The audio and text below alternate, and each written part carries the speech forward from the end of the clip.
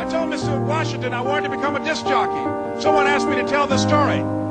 And he said, Les Brown, he said, if you want to do anything worthwhile in life, you've got to be hungry. And so I started working to develop myself. He said, I want you to practice every day being a disc jockey. I said, but I don't have any job now. He said, it doesn't matter. He said that it's better to be prepared for an opportunity and not have one than to have an opportunity and not be prepared. So every day I was working to develop myself. And that's what you must do. And as I was working to develop myself, I applied for a job as a disc jockey, WMB on Miami Beach. I went to a guy named Milton Butterball. I said, how you doing, Mr. Butterball? I'd like to get a job as a disc jockey. He looked at me, he said, do you have any broadcast background? I said, no, sir, I don't. Do you have any journalism background? I said, no, sir, I don't. He said, we don't have any jobs available. I said, yes, sir. I went back to Mr. Washington and I told him, he said, don't take it personally. He said, most people are so negative, they will have to say no 7 times before they say yes. He said, go back again. So I went back again. I said, how you doing, Mr. Butterball? My name is Les Brown. He said, I know what your name is. What do you want? I said, I'd like to know whether or not you have any jobs as a disc jockey, sir. He said, didn't I just tell you yesterday we didn't have any jobs? I said, yes, sir, but I know whether or not somebody got laid off or somebody was fired, sir. He said, no one was laid off or fired. Now get on out of here. I came back the next day. Hello, Mr. Butterball, how are you? He said, fine, what do you want now?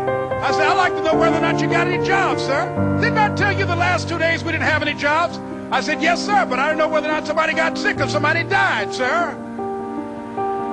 He said, no one got sick or died. Now don't come back here and throw me out again. I came back the next day like I was seeing you for the first time. I said, hello, Mr. Butterball, how are you?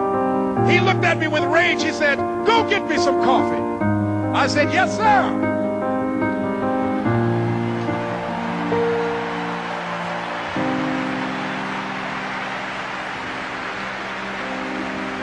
And I went to get him some coffee. After a while, I would get their lunch and dinner, and I would go in the control rooms and take the disc jockeys their food, and I would not leave until they would ask me to leave. Then they started trusting me to pick up entertainers that came to town. Entertainers like the Four Tops and the Temptations and Diana Ross and the Supremes. I would drive them all over Miami Beach in the disc jockeys, big long Cadillacs. I didn't have any driver's license, but I was driving like I had some.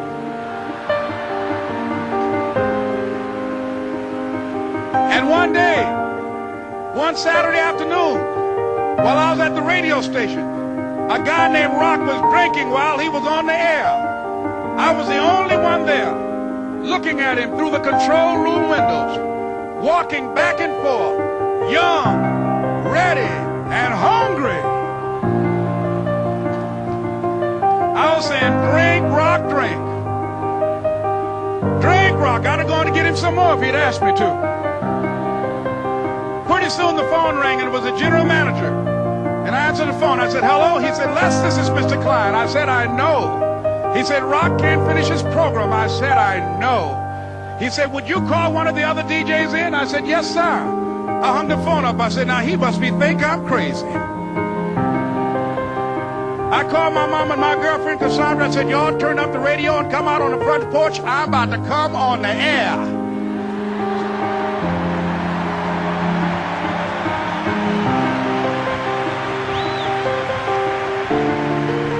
I waited for about 20 minutes, and I called him back. I said, Mr. Klein, I can't find nobody. He said, young boy, do you know how to work the controls? I said, yes, sir. He said, go in there and don't say nothing here. I said, yes, sir. I couldn't wait to get behind those controls. I put on an old Stevie Wonder record called Fingertips. I sat down behind that turntable. I said, look out, this is me, LB, Triple P, Les Brown, your platter playing papa. There were none before me, and there will be none after me. Therefore, that makes me the one and only. Young and single and love to mingle, certified, bona fide, indubitably qualified to bring you satisfaction, a whole lot of action. Look out, baby, I'm your love man. I was hungry. I was hungry. You gotta be hungry.